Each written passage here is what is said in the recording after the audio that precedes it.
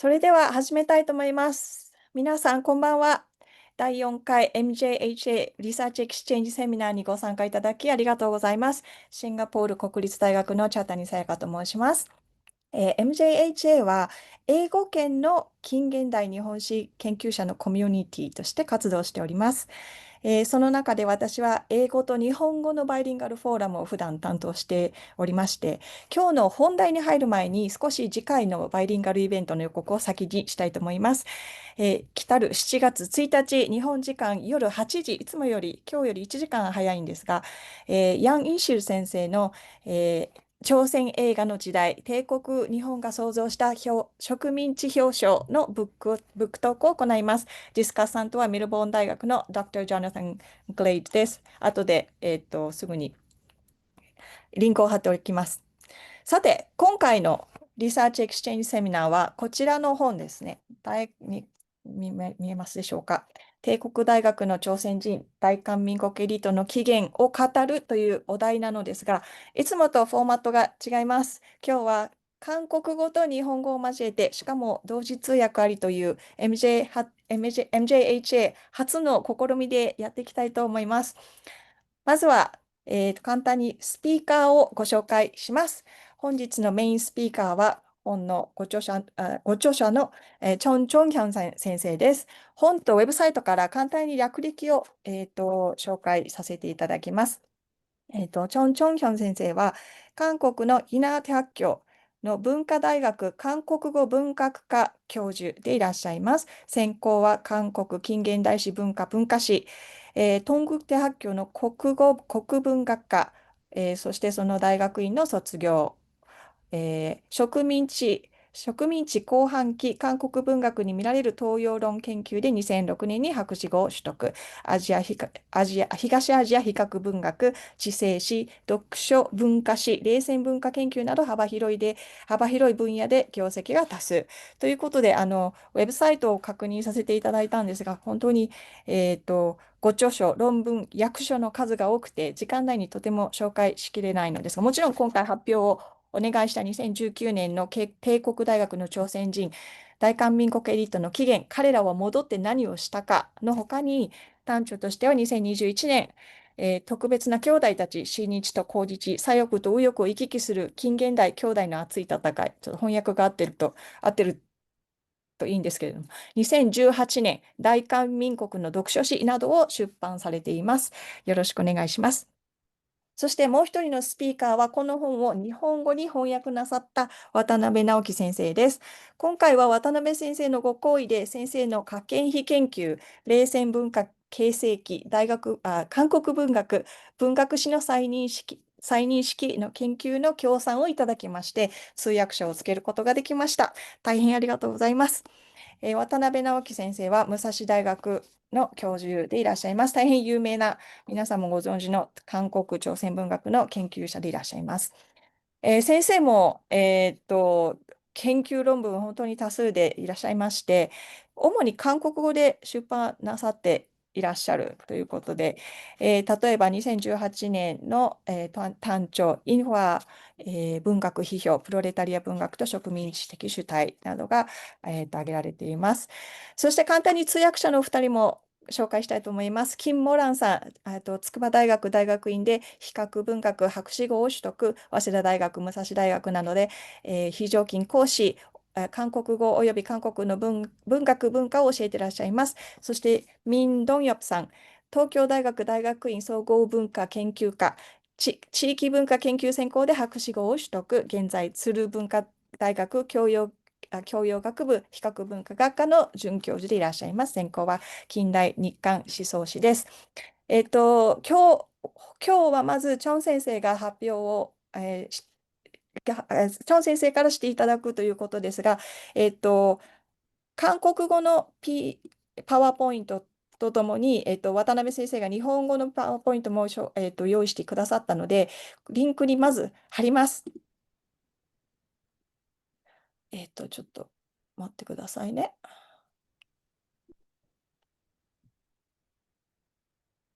大丈夫でしょうか。そしてですね、一応、通訳が選べるということで、先生ありがとうございます。書いておきますので、たまにこうアップロードしていきますので、途中で出てしまって、また途中で参加してきたなどもあっても見れるようにしておきます。それでは、チャン先生よろしくお願いします。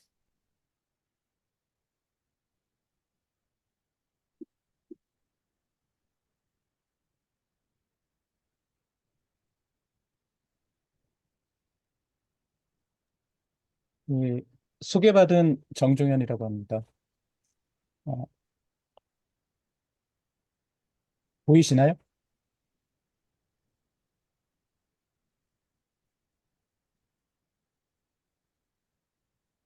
어, 이렇게 귀한 자리에 초대해 주셔서 우선 진심으로 감사드립니다. 어, 저는 그 준비한 이 파워포인트를 좀 쭉 따라서 설명을 드리면서 어, 좀 시간 안에 발표를 하도록 하겠습니다. 어,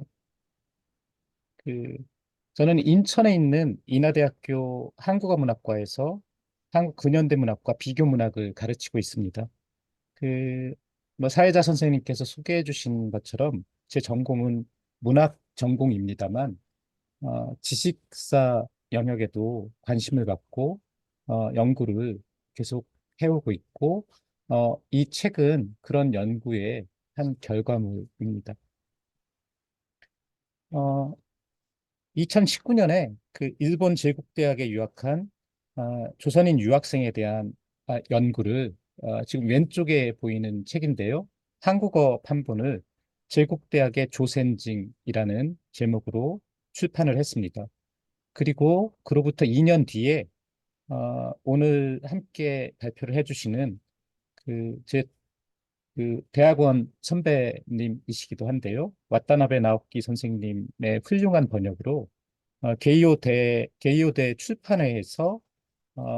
여기서는 오른쪽 책인데 제국대학의 조선인이라는 일본어판을 출판을 했습니다. 한국에서는 대략 현재까지 6세 정도의 어, 책을 좀 찍었고요. 대략 한 10,000부 정도의 책이 나갔습니다. 뭐, 그 한국에서의 인문 출판 그러니까 연구서로서는 최근에 드물게 독자들이 좀 읽어준 셈이고요. 사실은 이렇게 많은 독자들이 제 책을 읽어줬다는 것에 대해서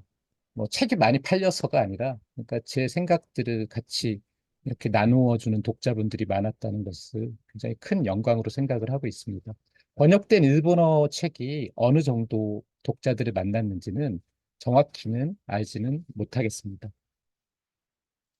그, 이 자리 함께 하신 여러 연구자 선생님들은 다 알고 계시는 사실일 것 같은데요. 일본 본토에 도쿄, 그러니까 동경제국대학이 만들어진 이래로 교토, 도호쿠, 규슈, 홋카이도, 오사카, 나고야 등의 본토의 7개의 제국대학이 설립이 되었습니다. 그리고 식민지였던 조선, 경성에 그리고 타이완의 대북에 각각 그 경성제국대학과 다이오쿠 제국대학이 설립되었습니다. 그래서 제국의 판도 안에서 총 9개의 제국대학이 설립되었습니다. 그중에서 제 연구는 그 일본 본토에 그러니까 식민지를 좀 제외하고요. 물론 타이완에 5명이 있었습니다만 그 본토 제국대학의 조선인 유학생에 대한 연구였고 사실은 그 중에서도 전체를 다 전수 조사하지는 못했고 어, 동경과 어, 교토, 도쿄와 교토의 그, 그 두 대학을 중심으로 해서 거기 자료를 중심으로 조사를 하고 어, 제출한 결과물입니다. 제 연구에 사용된 자료들을 간단히 말씀드리겠습니다. 우선은 각 제국 대학의 일람들을 좀, 명부를 다 넘기면서 좀 확인을 했고요. 그 다음에 제가 교토에서 해외 포닥을 하면서 그 포스트닥터를 하면서 그 교토 있는 자료들을 중심으로 우선 모아서 동창회보와 교토 유학생 학우의 기관지 그리고 도쿄와 교토의 졸업생 명부들 그리고 도쿄 그러니까 동경대학의 또 동창회 명부들 그리고 생존에 있었던 제가 주로 이 작업들을 2010년도 병행했는데 그때 생존에 있었던 각 대학의 특히 이제 교토대학 그 졸업생들을 인터뷰를 90 정도 90세 정도 되시는 노인분들이었는데 그런 분들의 인터뷰 작업들을 좀 했고요. 또 규슈 대학의 에서 자체적으로 또 생산한 조선 유학생 관련 보고서 등등 이런저런 자료들을 참고를 했습니다. 그래서 다음 슬라이드들은 그 자료들의 표지 이미지들입니다. 예전 그 자료들이어서 그런데요. 이건 뭐 교토 대학의 실명록이고 뭐 이런 명부들 뭐 이런 것들 일부를 조금 그 어, 선보여 드렸습니다. 그래서 이렇게 조사를 해서 음, 유학생 규모들을 좀 내봤는데요. 사실은 지금 제가 쓴 책에서는 온전한 사실 전체 규모들을 다 밝히진 못했었어요. 근데 제 책이 나온 뒤에 한 3년 뒤에 그 규슈 대학에 계신 나가시마 교수님이 그 굉장히 어마어마한 작업을 하셨습니다. 그러니까 일본 본토뿐만 아니라 일본의 외지에 있는 여러 이제 제국 대학을 포함한 어, 그 중등학교 이상, 그러니까 관립대학들의 유학생들을 전체를 조사를 하셨습니다. 그래서 이제 제가 작업한 것과 또 나가시마 교수님이 하신 것, 그리고 또 경성제국대학 같은 경우에는 그 서울대학교의 그 정근식 교수님 팀이 자료를 조사해 놓은 게 있어서 지금 이 표는 그러니까 가장 최신의 여러 연구들을 종합한 그러니까 유학생들의 규모를 정리를 한 겁니다. 그래서 역시 가장 많은 숫자는 교토제국대학의 조선인 유학생들이 제일 많이 진학을 했고, 그 다음에 도쿄, 그 다음에 규슈, 도호쿠 순서입니다. 그래서 전체를 보면 식민지 시기 1945년 일본이 패전할 때까지 일본 제국대학의 본토의 제국대학에 적을 두었던 조선인 학생들은 대략 현재까지 1029명 정도를 추산을 합니다. 그리고 이제 경성제국대학에 어, 대략 624명 정도의 조선인 학생들, 그 일본인 학생들을 제외하고 624명의 조선인 학생들이 있었고 대략 이런 1600여 명이 어쨌든 식민지 시기 때 한국 사회의 일본 제국 하에서의 최고의 엘리트 집단이었고 그 집단들의 이후에 어, 그 그 식민지 시기뿐만 아니라 해방 이후에 이들의 행적이 한국의 어, 그 파워 엘리트들, 여러 각 분야에서의 엘리트들의 어떤 음, 양상들을 보여주는 그런 집단들이라고 할 수 있습니다. 이건 나가시마 교수님이 이 데이터들을 발표한 그 규슈 대학의 한국학 연구센터 그 기요입니다. 그 혹시 뭐 또 참고하실 분들이 있을까 해서 그 논문에 서두를 좀 적어놨고요. 그 표 중에 이건 제 책에서는 다루지 않은 것고 사실은 경향성은 비슷한데요. 제가 그 도쿄와 제 책에서 도쿄와 교토를 가지고 각각의 그 단과대학들, 학부별 그 진학의 추이들을 저도 조사를 했는데, 이게 더 촘촘히 더 많은 데이터들을 가지고 그 경향성을 확인할 수 있는 그런 표입니다. 근데 확실히 법학부, 그리고, 음, 경제학부, 어, 그리고 문학부 등등. 그러니까 전통적으로 관료를 만들어내는 그런 학문들. 그러니까 조선 왕조 때 과거를 보고 그러니까 한국 사회에서 약간 입신 추세의 추세들이 있고 그것의 핵심은 관료인데 그런 관료를 만들어내는 전통적인 학문 분과에 유학생들이 굉장히 많이 진학을 했고 상대적으로 이공 계열에 물론 뭐 의대나 뭐 등등 여러 있습니다만 이공 계열의 그 진학자들이 적은 걸 확인할 수 있습니다. 이건 출신지별 이제 통계인데 어, 역시 경기도, 뭐 서울을, 경성을 포함한 경기도 출신자들이 많은데요. 특징적으로 보이면 평균적인 그런 수치보다 평안 남북도가 월등히 많다라는 걸 확인할 수 있습니다. 실제 평안도 한국 사회에서 서북이라는 지역이 갖고 있는 기묘한 특수성이 있는데, 어, 약간의 상업적 자본들이 뭐 자본이라고 얘기하기까지는 어렵지만 어쨌든 다른 지역에 비해서 약간 진취적이고 경제적인 토대가 있으면서 그 자재들을 굉장히 많이 해외에 보내는 그런 추세들이 있는데 이 제국대학의 그 진학 각 지역에서의 진학선 속에서도 그런 대목들이 확인됩니다. 그리고 그 다음 통계는 이 출신 중등학교, 그러니까 제국대학에 간 출신 중등학교의 계통들을 좀 조사한 건데, 역시 이 경성에 있었던 이게 전통적인 명문고입니다. 나중에 한국에서도 해방된 뒤에 한국의 그 중요한 사립 명문고, 관립 명문고가 되는 곳들인데, 경성고고, 경성제일고고, 경기중, 경성 제2고보, 경복중 등의 전통적인 경성의 명문 중등학교들 그리고 각 지역의 그 명문 학교들에서 골고루 좀 오는데 역시 여기서도 평양 출신의 음, 그 유학생들이 많은 것들을 확인할 수 있습니다. 어, 이런 출신지별 그리고 중등학교별 통계와 더불어서 이제 흥미로운 건 또 이 제국 대학을 마친 그 유학생들이 어떤 진로를 어,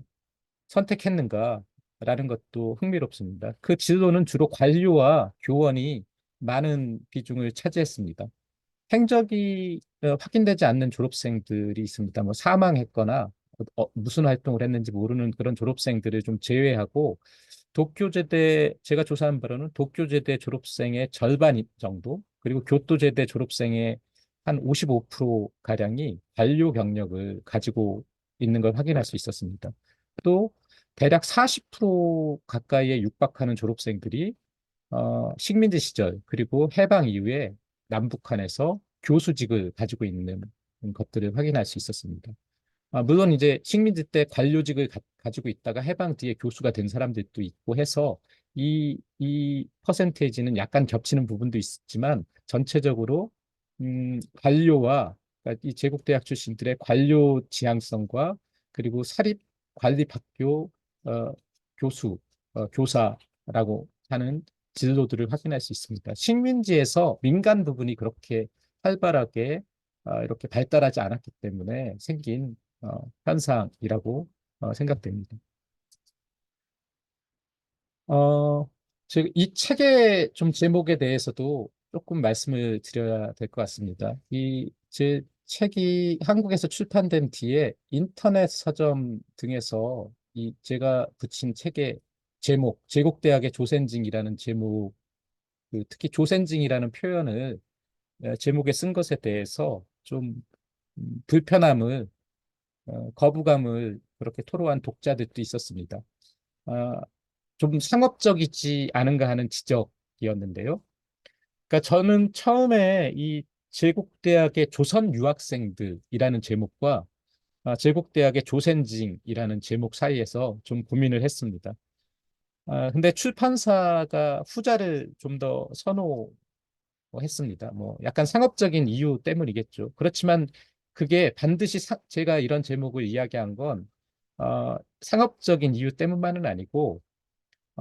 이 제국대학 학생들의 인식을 좀 드러내고 싶은 그 바람 때문이었습니다. 그러니까 아시다시피 조센징은 조선인을 낮춰 부르는 멸칭 차별어인데요. 어, 그렇지만 실제로 그렇게 그 구제고등학교나 제국대학 안에서 이 학생들을 일반 사회만큼 그렇게 차별하진 않았던 것이 사실인 것 같습니다. 인터뷰를 해봐도요. 그럼에도 제가 이 용어를 이렇게 어, 사용한 이유는 이 제국대학이라는 것과 조센징이라는, 그러니까 최고 엘리트의 상징과 조센징이라는 멸칭을 이렇게 병치함으로써 이 제국의 엘리트 양성 장치인 제국대학의 구성원이면서 차별받는 식민지 출신이라는 어떤 분열적인 그들의 존재의 양상을 좀 표현해 보고 싶었습니다. 그건 제가 일람을 이렇게 넘기다 보니까 조금 보여드리는 이 일람은 교토 제국대학의 어, 일, 그 학생 일람입니다. 그 중에 좀 흐릿해서 보이지 않으시겠지만 저 그 빨간색 네모 박스로 들어있는 그 부분이 어떻게 되어 있는 거냐면 최현배하고 옆에 두 자로 조선이라고 쓰여져 있는 겁니다. 그러니까 일본의 일남은 그게 꼭 조선만 명기한 게 아니라 그들의 본적지, 그러니까 일본 각 지역에서 어디서 왔는지 본적지를 이렇게 다 적어 놨습니다. 동경 출생이면 이름을 적고 동경 이렇게 적는데 이 조선에서 온 사람들은 다 조선이라고 하는 이제 표지가 있는 거죠. 그러니까 제 눈에는 이게 그러니까 사실은 이 조선이라는 게 그들을 따라다니는 식민지의 표지처럼 느껴졌고 물론 노골적인 차별은 없었지만 어쨌든 식민지 출신으로서 최고 엘리트 양성 기관의 구성원이면서 그 식민지의 표지를 달고 살아야 되는 어떤 그들의 상징 같이 느껴졌습니다. 음, 이제부터는 제가 이 책을 좀 쓰면서 가지고 있었던 관점들에 대해서 좀 설명을 드리겠습니다. 네, 한국에서 식민지를 이제 언급할 때 그게 연구에서든 정치의 영역에서든 아주 오랜 그런 대립이 있습니다. 그건 수탈론과 흔히 그러니까 식민지에서의 아주 전적인 수탈만이 존재했었던 것으로 접근하는 방식과 식민지 근대화론입니다. 그것들이 약간 화해 불가능한 방식으로 대립되어 있는데요. 일본이 식민지 조선을 개발한 것은 사실은 여러 통계 수치가 증명하는 역사적 사실이라고 생각을 합니다. 이건 굉장히 좀 조심스러운 발언이긴 한데요. 그렇지만 그런 개발은 그 식민지 조선을 위한 개발을 표명했지만 실제적으로 식민지 조선을 위한 개발은 아니었습니다. 그러니까 즉 개발의 주체가 누구였고 그 개발의 수익을 누가 가져갔는가라는 거를 또 따져봐야 합니다. 식민지 개발은 식민자의 이익을 위한 개발이었고 이러한 개발의 과정에서 일본화된 근대화의 가치가 이 식민지 출신의 엘리트들에게도 내면화했습니다. 개발이 주는 이익과 일정 정도의 근대화의 성과를 그 식민지 근대화론으로 미화하는 건 사실은 전 뭐 굉장히 지나친 비약이라고 생각합니다. 하지만 또 반대로 식민지 시대의 모든 유산을 이 전적으로 부정하는 일방적인 수탈론은 마찬가지로 이 식민지 근대화론, 그러니까 식민지가 근대화라는 아름다운 이상으로 이어졌다라고 하는 것들을 거꾸로 어, 비추는 거울상이라고 생각을 합니다. 여전히 이 식민지 근대성에 대한 어, 논의는 음, 한국 사회에서 문제적이고 민감한 어, 사항인데요. 그러니까 제 책에는 이 둘을 어떻게 넘어서야 할까라는 고민들이 있지만 그걸 성공적으로 사실 그걸 넘어섰는가에 대해서는 의문이 있습니다. 하지만 저는 이 두 논리의 어느 곳으로도 포획되지 말아야 되겠다라는 약간 그런 고민들을 하면서 이 책을 썼습니다. 다음으로 역시 이제 한국에서의 친일의 논리 뭐 이런 것들인데요. 저는 이제 인간의 욕망에 대해서 좀 고민하면서 이 책을 썼습니다. 그러니까 이 유학생들에게서 인간적인 그 욕망을 읽고 싶었고 그 유학생의 자리에 저를 좀 놓아두고 싶었습니다. 그 위치에 저 자신을 놓아두고 싶었습니다. 가령 뭐 책에서 제가 그런 사례로 제시를 한 건 총독부 관비 유학생들입니다. 그러니까 총독부 장학금을 받고 일본 유학을 한 사람들은 한국에서 곧바로 친일파라는 비난에 직면하게 되는데, 그 가난한 수재들이 그 되게 어려움을 겪고 있을 때 그런 그 관비의 장학금이라는 그 제안이 왔을 때 과연 그걸 쉽게 거부할 수 있을지, 그리고 그런 유학을 통해서 어, 돌아와서 무엇을 했는가라는 것들을 또 따져봐야 되는 게 아닌가라는 생각을 했고요. 사례로 든 건 그 가령 최연배 같은 음, 사람인데, 아까 그 일남의 예로 들었던 그 교토제대를 거쳐서 돌아와서 잘 아시다시피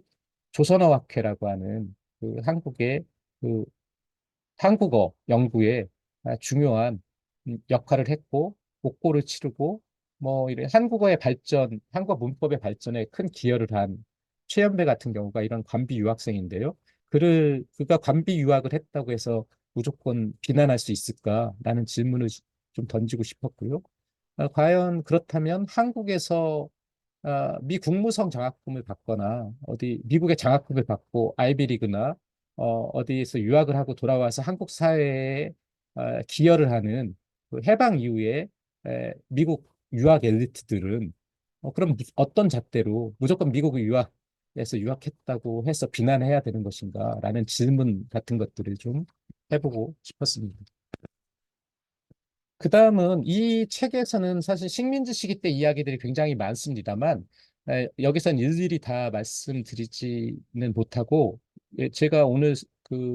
이 발표에서는 주로 해방 이후에 제국대학의 역할이라고 하는 것들이 어떤 것들이 있는지 몇 가지 사례를 좀 그, 설명드리고자 합니다. 어, 먼저 남북한 헌법 제정에 그 제국대학 출신들이 관여한 것들이 굉장히 인상적이었습니다. 그러니까 해방 이후에 그 중경에 있었던 중국에 있었던 임시정부가 귀국해서 그 총독부 그 조선 총독부의 관료 출신들을 다 모아서 행정연구위원회라고 하는 것들을 설립합니다. 약간 정부에 준하는, 정부를 세우는 어떤 그런 인수기관처럼 이런 위원회를 설립하고, 거기 전문위원회를 구성을 했는데, 여기 제국대학 그 출신들을 굉장히 많이 활용을 해서 그들에게 헌법 초안을 만들게 했습니다. 그래서 1946년에 이 행정연구위원회, 그러니까 제국대학 출신들이 참여해서 만든 헌법 초안에다가 또 그 뒤에 여기에 합류한 경성제대 출신의 유진호가 만든 안이 이렇게 합쳐진 게 대한민국 헌법의 모태가 되었다고 알려집니다. 그런데 이제 흔히 대한민국 헌법의 아버지 하면 늘 유진호를 꼽는데, 유진호 개인의 안만은 아니고요. 이런 방식으로 이렇게 만들어졌습니다. 그리고 이 재헌헌법 초안 작업을 한 전문위원들, 유진호 행정위원회 안을 토대로 그 작업을 한 전문위원회 10명 전문위원 중에 6명이 이 제국대학 법학부 출신들입니다. 그런 면에서 대한민국 헌법의 설계자들은 이 제국대학에서 법학을 공부한 사람들이라고 할 수 있고요. 북한도 여러 가지 이런 위원회가 있었지만 상징적인 장면이 북한의 사법상, 그러니까 초대 그 사법부의 수장이 경성제대 유진호의 1년 후배인 경성제대 2회 졸업생인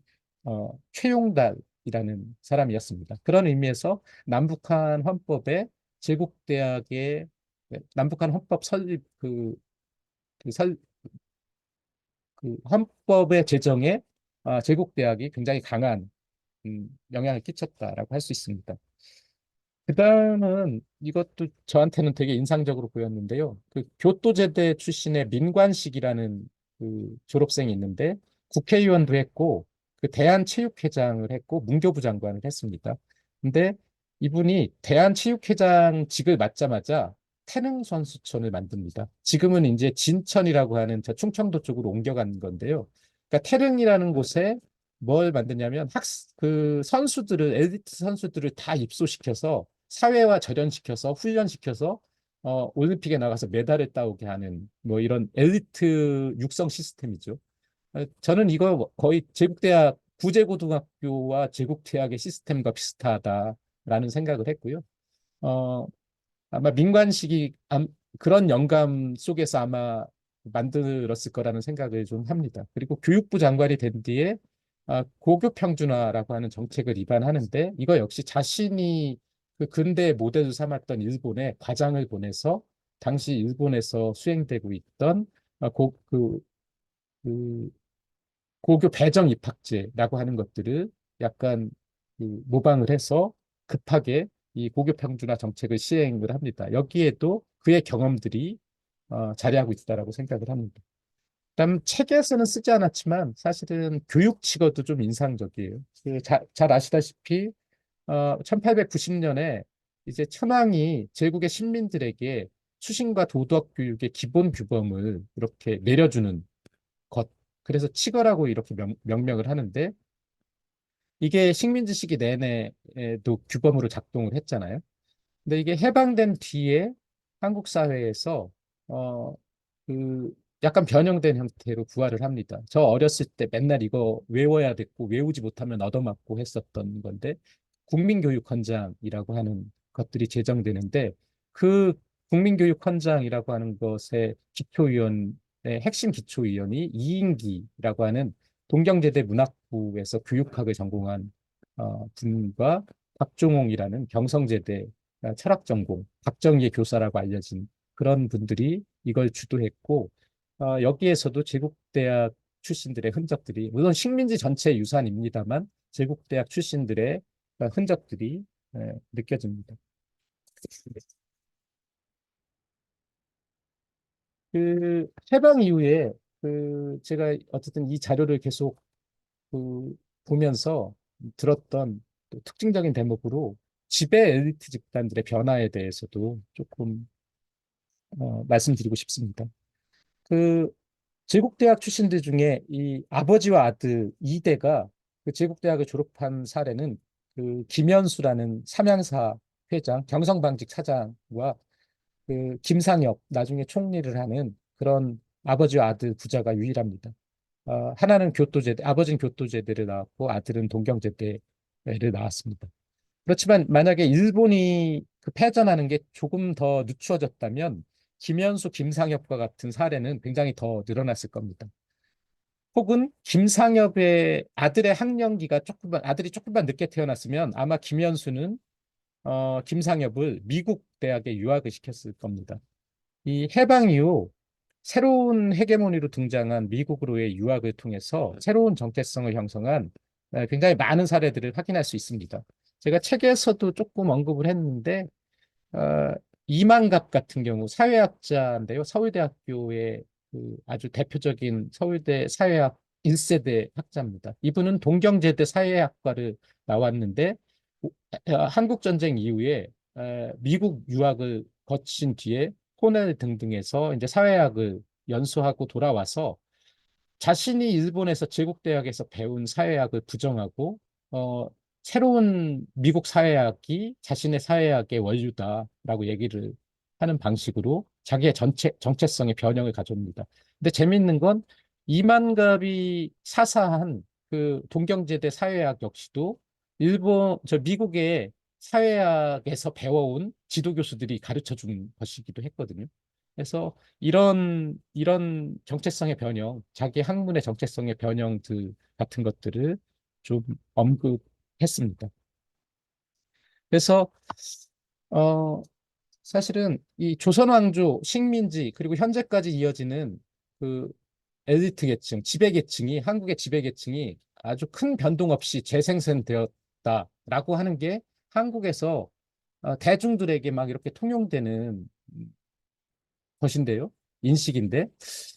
근데 이게 과연 그런가는 좀 따져볼 문제인 것 같습니다. 왜냐하면 한국 사회에는 한국 전쟁이라는 굉장히 격렬한 사회적 변화를 통해서 이전까지의 신분이나 그 안정적이었던 사회적 지위 같은 게 많이 그 흐트러지고 상속되긴 어려운 측면이 있었습니다. 근데 그럼에도 불구하고 또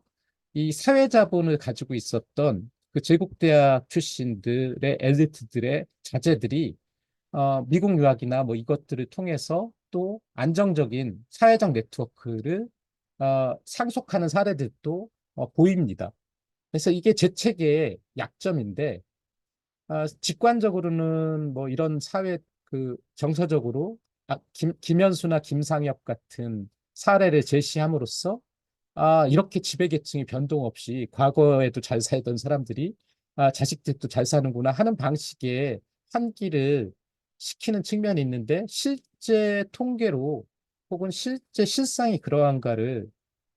확증하기는 어려운 측면이 있다. 그런 부분들을 어떻게 해야 되는가, 어떻게 검증해야 되고, 어떻게 고민해 봐야 되나 하는 것들을 이 여전히 남아있는 문제입니다. 어, 제 책에 대한 그 평가들, 혹은 대중의 관심들, 혹은 저널리즘의 관심에 대해서도 좀 말씀을 드려야 될 것 같아요. 제가 계속 지배 엘리트의 지속을 두고 이렇게 한국 사회에서 대중적으로 굉장히 그 어떤 착종된 인식이 있다라는 말씀을 드렸는데요. 그러니까 한국 사회에서 식민지를 언급하는 데에는 되게 정치적인 진영론이 여전히 작동을 합니다. 그러니까 제가 실제로 그렇게 느끼는 게, 그러니까 제 책의 한 절이 김현수, 김상엽, 그러니까 특히 김현수에 대한 이야기인데, 이게 동아일보 일가에 대한 이야기입니다. 그래서 그게 굉장히 좀 비판적으로 느껴졌는지, 제 책이 나왔을 때 한국의 중앙 일간지 중에 동아일보만 빼놓고 나머지 일간지들이 다 서평을 써줬습니다. 어, 근데 좀 흥미로운 게 조선일보의 경우에는 이 제국대학 출신 총독부 관료 중심의 행정위원회, 헌법 만들었다는 행정위원회를 주목하면서 친일파로 비판되는 사람들이 한국을 건국하는데 얼마나 큰 역할을 했는가라는 한국 우파의 이제 논리 속에서 제 책을 그 근거로 이렇게 계속 활용하는 서평이나 그런 논평들을 굉장히 많이 좀 해줬고요. 한겨레나 경향이라고 하는 한국에서 이른바 진보적 저널리즘이라고 일컫는 그런 신문들에서는 김현수라든가 제 책에서 이회창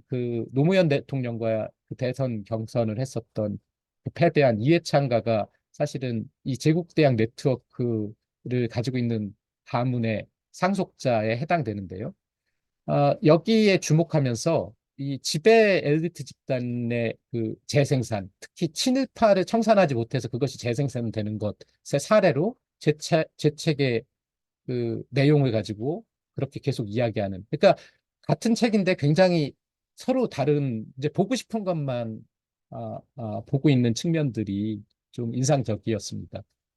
그래서 제 책의 결론을 요약적으로 좀 말씀드리겠습니다. 사실은 결론이라기보다 그냥 해결하지 못한,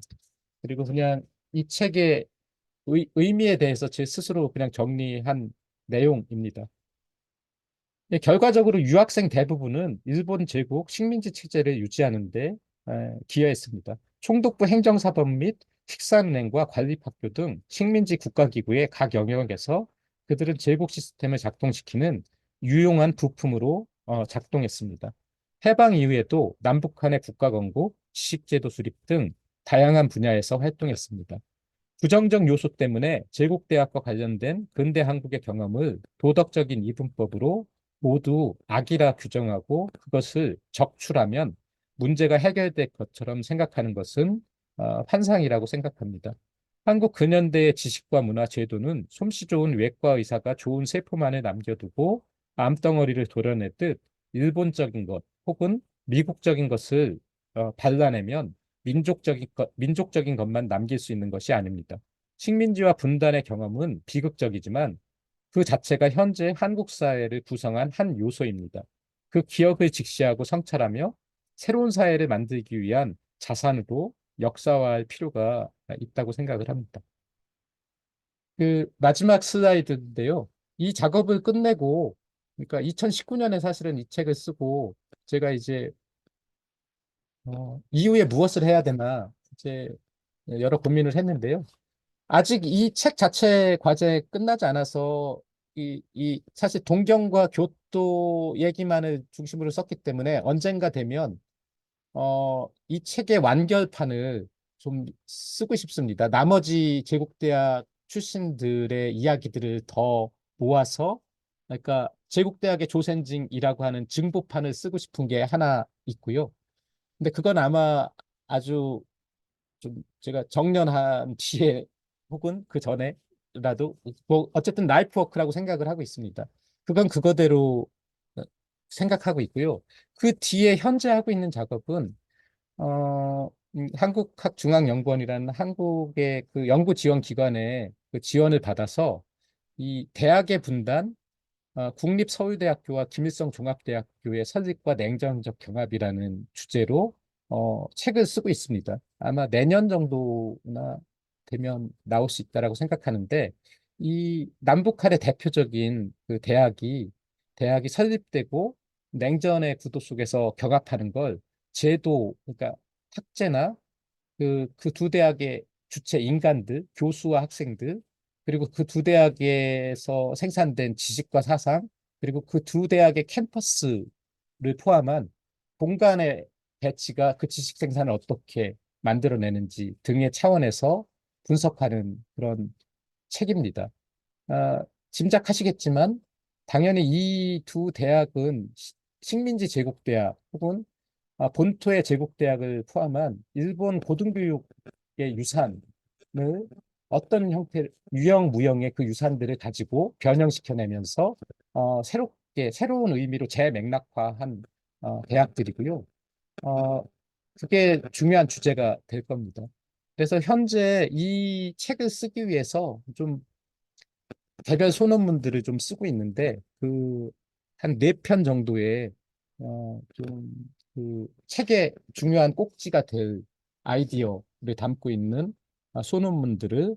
이렇게 썼습니다. 그것들을 혹시 참조하실 수 있을까 해서 서지들을 남겨두었습니다.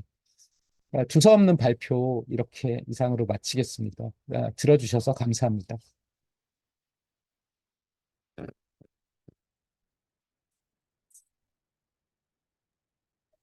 ありがとうございました。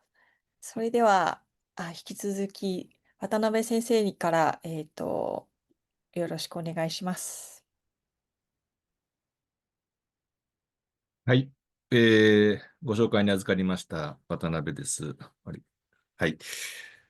えっと、おこの、じゃあ、20分ぐらいで、終えたいと思います。また私のこのパワーポイントのスライドも PDF にしたものを後でリンクを共有していただきたいと思います。表紙を2つ並べてこのように書きましたが、ここでこういうお話をしようかと、何をお話ししようかとしているときにですね、韓国で新しく大統領が決まってですね、今度はこの人が大統領かと思いながら、この本を読んで訳したことが随分昔のことのように思われて、あれはいつだっただろうと思って、あの時大統領誰だったかななんて思い出したらムン・ジェインだったですね。2017年から22年。で、韓国版の本が2019年に出て、これは私2018年にサバティカルで韓国に1年行った時にはですね、その前年にですね、随分遅れたんですが、韓国で博士論文を出して、単行本にする。それでこの本の著者のチョン・ジョンヨンさんに、私の本の、いろいろ、韓国語の構成やなんかをしていただいた。で、また、サバティカルを終えて2019年にですね、韓国に行って、彼と会った時にこの本の寄贈を受けてですね、いやー、すごい本が出たものだなと思いました。ただ、帝国大学の朝鮮人だから、日本語になれば、この本が日本語になればいいなと思ったけれども、ご存知の、ご覧になった方はお分かりのように、非常に多くの人名が出てくるんですね。で、これ、韓国語版は、この人名は全部ハングルになってるんですけれども、資料の方は、昔の漢字のままもありますけれども、これ、いちいち全部漢字に直さなきゃいけないというようなことでですね、これ、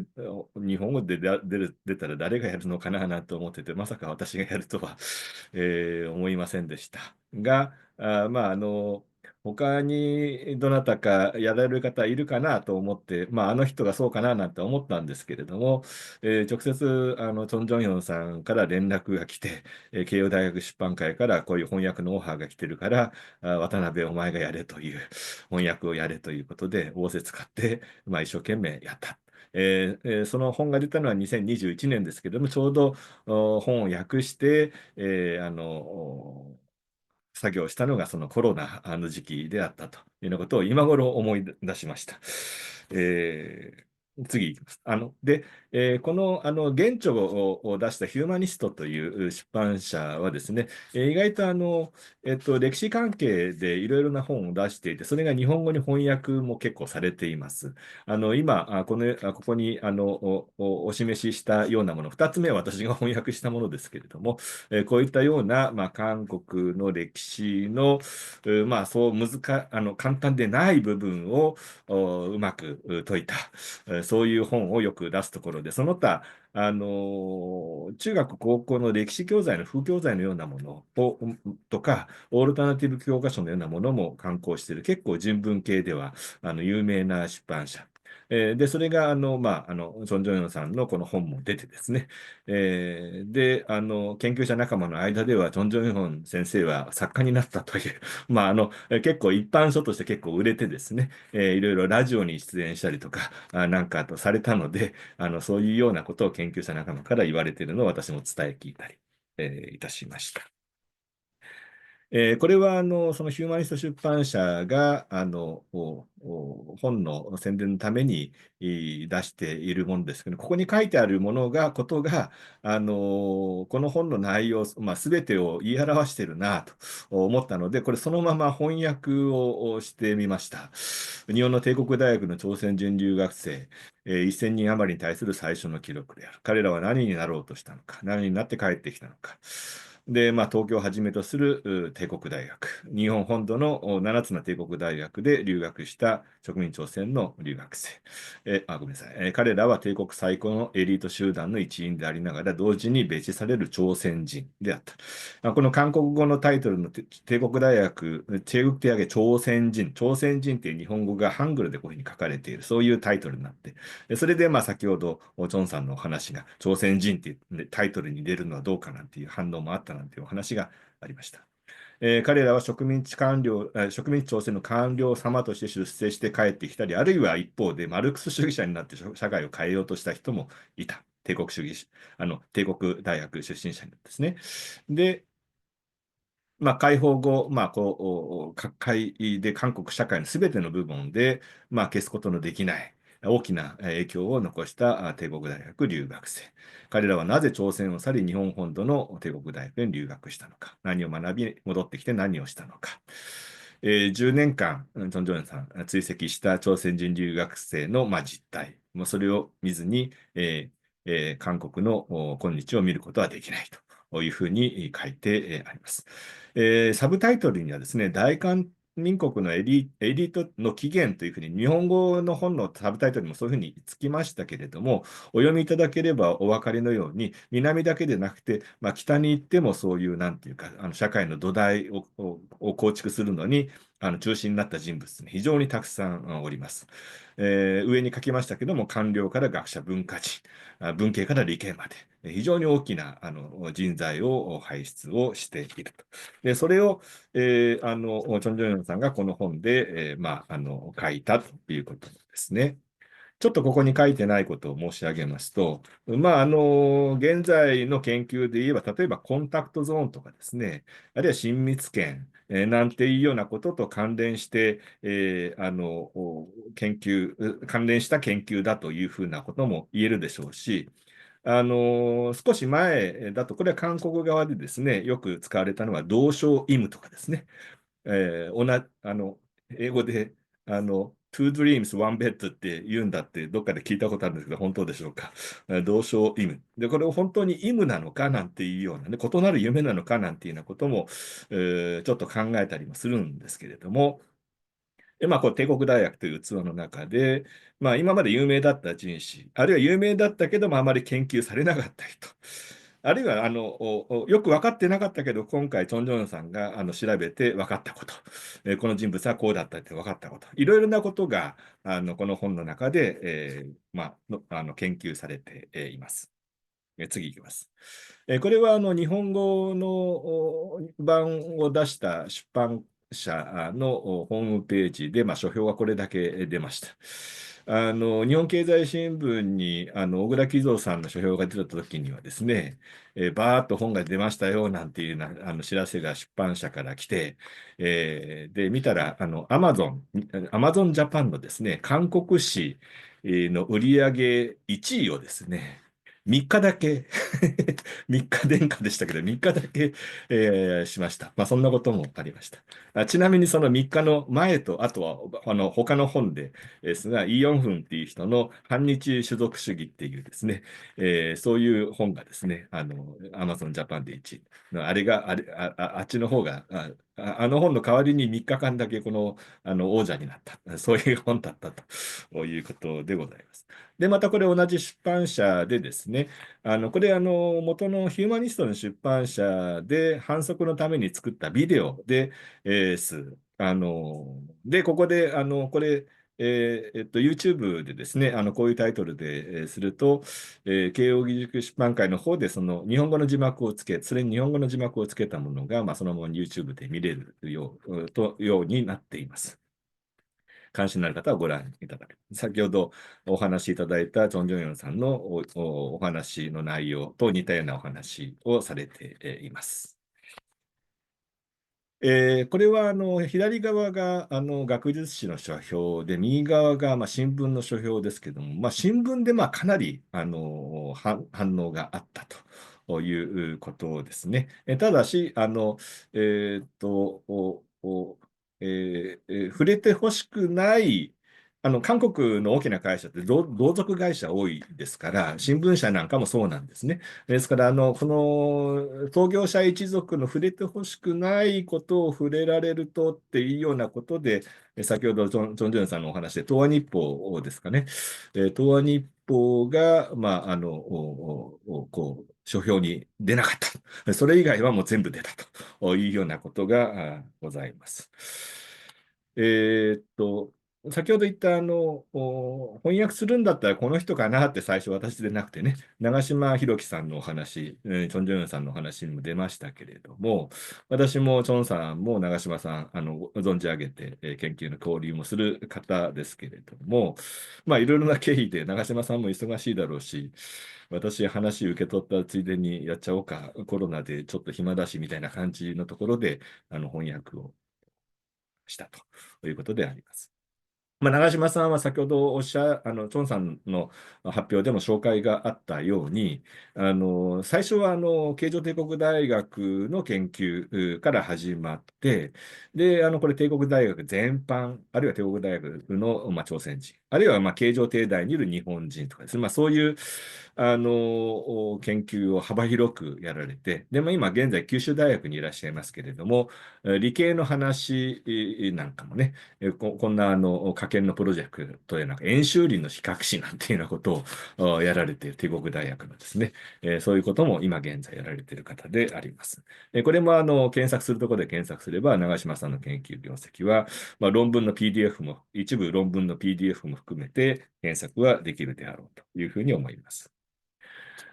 私がこの本を翻訳しながら思ったのですね、従来こういうグレーゾーンの知識人に対する研究っていうのは、いろいろ韓国であって、イム・ジョングク氏の親日文学論、これは日本語訳もあって、その後、改訂版、これ改訂版すごいんですね。原著の間違いを正した300ぐらいの訳注がついてる改訂版が出てるんですけれども、これは現著のイム・ジョング氏がまあ、書士の間違いかなんかを正したものなんかも出ています。あるいは民族問題研究所で新日人名辞典なんていうのも出ています。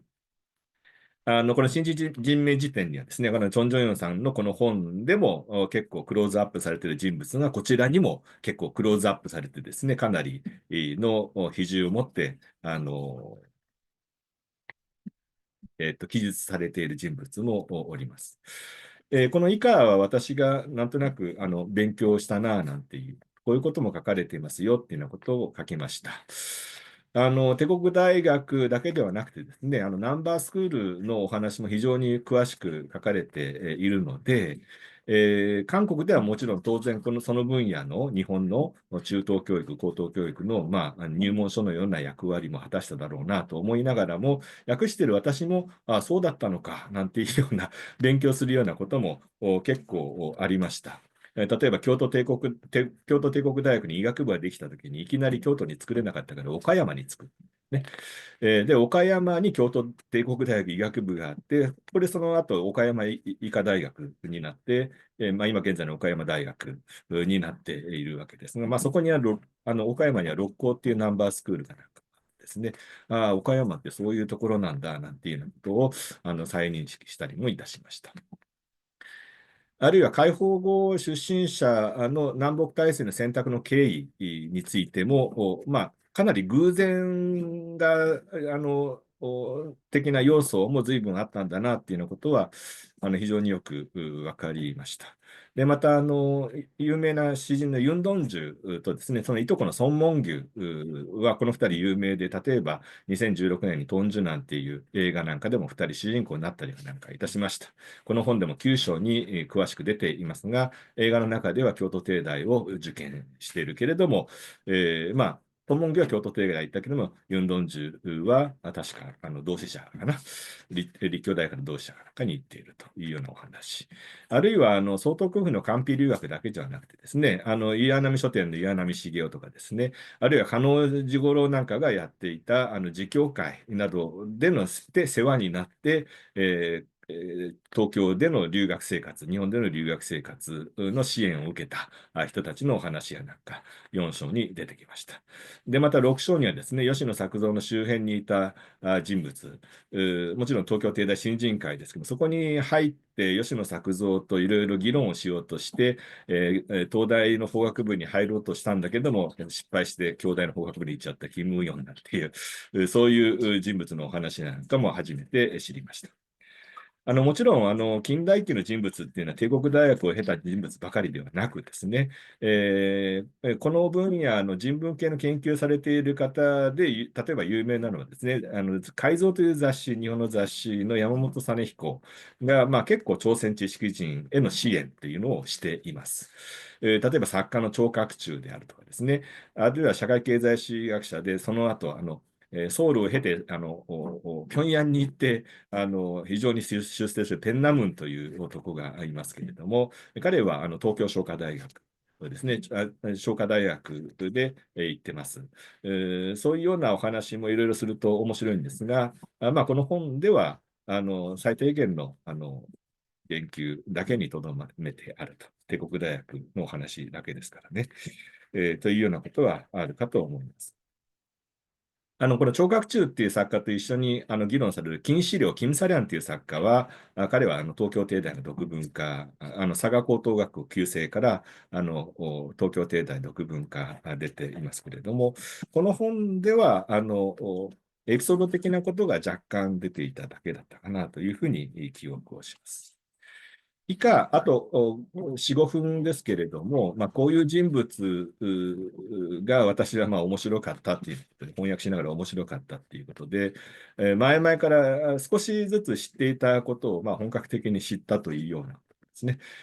このイムナンという人はですね、韓国語で、書いた自分の伝記をですね、自分の死後、これ誰がやったのかちょっと覚えてないんですけれども、それを日本語でもにもしています。日本帝国と大韓民国に仕えた官僚の回想というのはですね、2011年に出たものが今、千曲文庫の2015年に出ています。で、これを見ると、それ以外にも日本語で著書も残しているんですけれども、この自伝がですね、文庫本でもこんなに分厚くてですね、非常にいろいろなことを書いていて、で、チョン・ジョンヨンさんのこの本でも、いろいろと何度も何度も引用されています。なぜかっていうと、もうナンバースクールにいた頃から、大学にいた頃から、あるいは植民地官僚になって何した頃から非常に詳しく書いてあるので、この本でも何度も引用されています。この憲法基礎専門委員かなんかやった後、長官を経てというようなことですね。そういうことで有名だった方で、植民地時代には総督府の官僚だったわけなんですけれども、非常に有名な人物。また、伝記がこの本にも随所に、引用されています。で、なんでこんなに日本語で饒舌に書けるかな、なんていうようなことを、韓国語で書いたものを日本語にしたものでもあるんですけれども、それでちょっと関連して思い出したのは、このペクソニョフっていう軍人のことです。彼はですね、韓国のこのテストニョプを知る人も、驚くぐらい日本語で著書をたくさん出してるんですね。韓国よりも日本語で著書をたくさん出している。韓国でほとんど軍人としてですね、キャリアを積んだ人で、韓国軍初めての大将だった人です。うーうーまあ、日本語ではこういう飯倉さんの本とか、あるいは私が訳した朝鮮人シベリア抑留の本なんかにも出てくるんですけれども、こういう彼らと日本語っていうのはどういう関係にあるのかなっていうようなことを思わずこう考えさせられたのがこのインムナンさんのこの本と、このペクソネフさんのこの本でした。このキム・ヨンスという人は、財界人ですね。ただ、植民地時代にはですね、経常紡績、紡織の会社を満州に広げてですね、在満同胞保護みたいな感じでですね、就職口、満州に朝鮮人の就職口の世話かなんかもする。植民地時代の末期には、このような、いわゆる親日派と言われるような、ものも歴任をして、その後、解放後は韓国にこういう経済人の団体の初代会長をやっています。これは英語圏の方には結構有名なのは、カーター・エカートという、この間亡くなられたハーバード大学の朝鮮史の先生が、オフスプリング・オブ・エンパイアっていうのを書いてます。これ、キム・ヨンスの一族が、どうやって財閥を作っていったかというようなお話で、エカートのこの本は、日本語では日本帝国の申し子というタイトルで翻訳もされています。で、結構、チョン・ジョンナンさんのこの本でも記事を持って翻訳、記述されています。で、このチェ・アンゴンさん、チェ・アンゴンのお話っていうのは私、不勉強で知らなくてですね、勉強になりました。歴史家の最南前の三男、なんですが、上の2人は、医学とか、あと漢方かな、なんかそちらの方に行ったんだけれども、本人は文化に進学するということで、父親の最南前と、ちょっと圧力関係、葛藤関係があって、で、また結構ドラマティックだったのはですね、この最南前も親日行為に手を染めて、解放後の韓国で捕まって取り調べを受けてなんていうようなところで、この三男のハンコムはですね、北朝鮮に渡るんですね。もともと左派だったので、で、北朝鮮に渡ってしばらくして父親のがソウルで死んだ後、死んだ時に自分はソウルに行けないもんだから、東京帝大の、同窓生、東京にいる同窓生にソウルに行ってもらって弔問してもらったなんていうようなことは、非常に印象的でした。写真探したらこういうのがあってですね、もうかなり小さい、一番小さな男の子は、これがハンコムですね。この真ん中に座っているのは最南前です。非常にこれも勉強になりました。あと、このパク・ソギュンっていう人はですね、これ大変な人で、東京帝大法学部の最初に卒業した朝鮮人です。で、官僚なんですが、外交関係で官僚になってですね、で、満州絡みでかなり、活躍をします。で、表の舞台では、例の国際連盟脱退するときに、演説をした松岡洋右なんかと非常に近くにいたというようなことになってます。満州国できたときには、あのーと、えっと、満州国、満州国の、ポーランド大使かなんかに任命されたけれども、ポーランドがすぐナチスに併合されたらまた戻ってきて、満州にいる朝鮮人の討伐かなんかをしていたというような男なんですけれども、私も当時の雑誌で見て、たことありますけれども、金日成出てこいなんていうことを報告を出してるんですね、このパク・ソギュンがですね。で、自首しろなんて、金日成自首しろなんていうことを雑誌に書いてあったんですが、解放後、たまたま彼はソウルにおらず38度線の北側にいてですね、金日成に捕まるんですね。俺が金日成だと。こういうふうに、金日成がその時出てきてですね、パク・ソギュンを捕まえて、で、裁判の後、処刑されるというような、そういう男です。で水野直樹さんのこういう論文なんか日本語で読めます。が、ここに、本には書いてあったんですけれども、学生の時だったかな、アメリカのメジャーリーグの、球団が来て、日本の各チームと対戦をした時に、大学生代表のチームで選手として、出ている。韓国、朝鮮野球草創期の、非常に活躍した人としても結構有名な人ではありますが、その後すごい経歴を経ているというようなことがこの本、あるいはものの本によるとよくわかります。すいません、ちょっともう時間過ぎてしまいましたが、最後です。このチョ・スンボクさんっていう人について。で、この人は満州の生まれなんですけれども、日本に来て、一高から東京帝大西洋。で、解放後、GHQ の、通訳のようなものもやっていて、で、そこで、アメリカに大学で留学できるぞっていうことで、アメリカの大学に留学しているときに朝鮮戦争が起こってですね、で、その朝鮮戦争の反戦運動を、していたら、ビザが延長ができなくなって、で、ヨーロッパの去る方たちを頼ってヨーロッパに移るということです。で、この方、スウェーデンでですね、最初、日本日本語学の教員として、で、その後、韓国学の普及にも、努めた。